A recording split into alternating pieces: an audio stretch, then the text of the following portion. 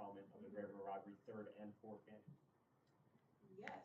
So the first game on Friday, we did win. We had a lovely shutout, 1-0 against St. Cloud. And unfortunately, we did split the weekend.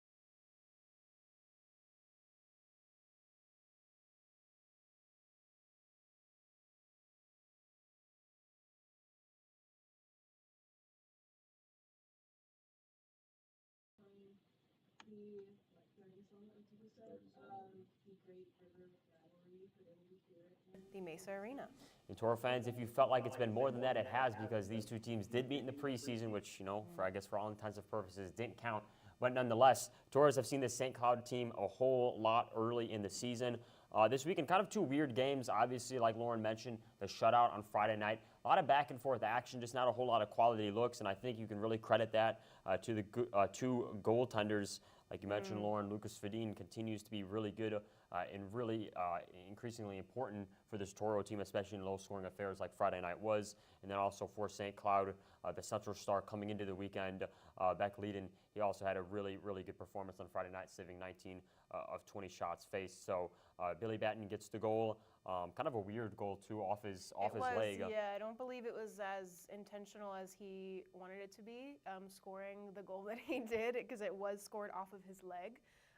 But it got us the win, so neither here nor there. Yeah, and then you look on Saturday night, it was kind of another similar game, back and forth action.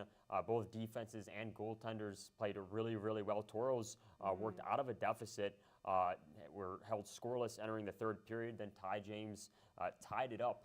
No pun intended there. Ty James tied it up. And then Adam Mahler, with his third goal on the year, gave the Toros a 2-1 lead with about 6.5 left in the game. So obviously the Toros had a lead, but ended up falling in overtime. But I think the silver lining of the weekend is that the Toros picked up 3 or 4 points. And when you look at standings-wise in the Central Division, that's what you want to do. You want to rack up points, and the Central Division has been tough so far this year. Yeah, if we also want to hint into the standings, we now sit at 3-4-1, standing at number 5 in the Central Division, as Bismarck is still at the top with 13-1 and then 1 shootout loss to us. Yeah, and one thing, we're writing the weekend preview this week, I should say, is, Bismarck, 6-point cushion up top, but then you look at the next 3 teams. St. Cloud still in second place following the weekend. Then you have Aberdeen, Austin, and the Toros. All those teams are separated by 4 or less points. The top 3, in second place, the Norsemen, third place, the Wings, and in fourth place, the Bruins. They're only separated by 2 points at the most. So, you're really a weekend away of things completely changing in the Central Division, and that's the competitive nature of this division. I think one of the better divisions, really, you can say top to bottom in hockey. As well as the fact that, like Ebba was just saying, the top 5 consist of Bismarck, St. Cloud, Aberdeen, Austin, and us at 5. We play St. Cloud again this weekend, ranking them at number 2, so depending on how that goes. And then as well, we play Aberdeen the following weekend, who are standing at number 3. So depending on how we play in the next 2 weeks, hopefully I'm putting some good energy into the air here, that we will shake up the division standings in the next 2 weeks. Yeah, and Lauren, that's something we mentioned on the pregame show going into Saturday night. Like, if the Toros can go on a run, I think these next 2 weeks are very, very important. You can potentially leapfrog St. Cloud and also maybe even leapfrog Aberdeen if you do take care of business. Or even, win some games and split some other series. I think that will bode well for this Toro team the rest of the way. Also, one last point before we move on is that the teams 1 through 6 in the standings right now are all the teams that were in the Central Division last year, pre-expansion, with the addition of the Mallards and Shamrocks. So a lot of familiarity between these teams at the top of the division. But with that, Lauren, 3 stars of the week presented by definitely on because such a tight weekend in a series that was really won on the margins. Yeah, so our Liberty Tax 3 stars for it this week, we have at the 3rd star is Adam Mahler, who scored a goal over the weekend in that second game. We have Billy Batten at the 2nd star with that goal off of his leg. And of course, our 1st star is our lovely goaltender, Lucas Fedin, with 25 saves.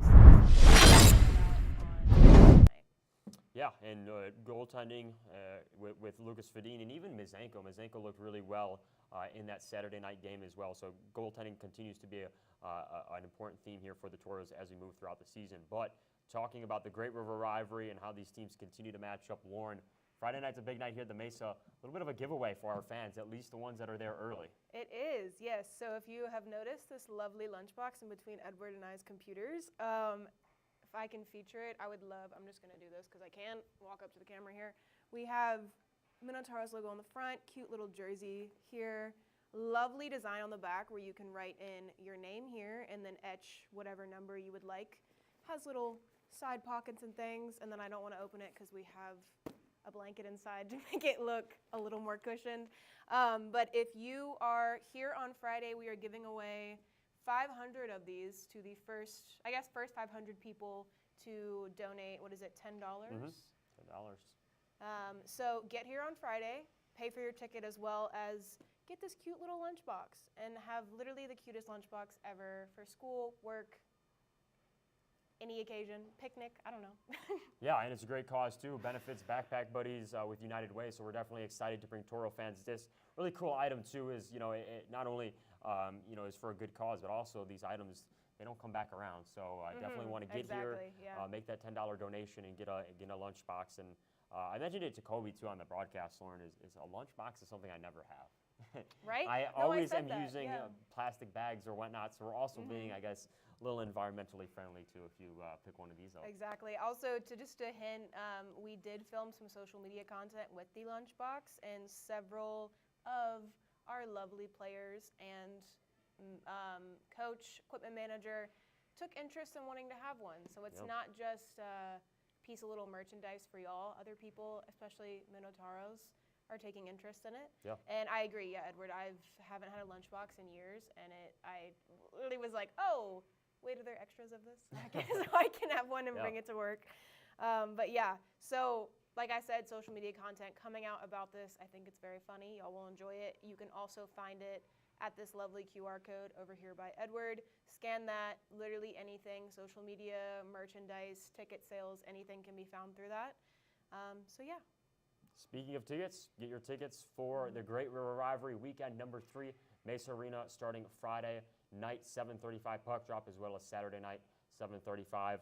It's an important series. St. Cloud in second place, Toros looking to work their way up the standings, so we need you to be here and be loud as always. But until then, for Edward Nieman and Lauren Hill, we'll see you tomorrow on Tauros All Access, as always, 3 p.m. on Facebook Live and YouTube Live. For our producer, Grace Sandy, and the rest of us, we'll say so long until tomorrow.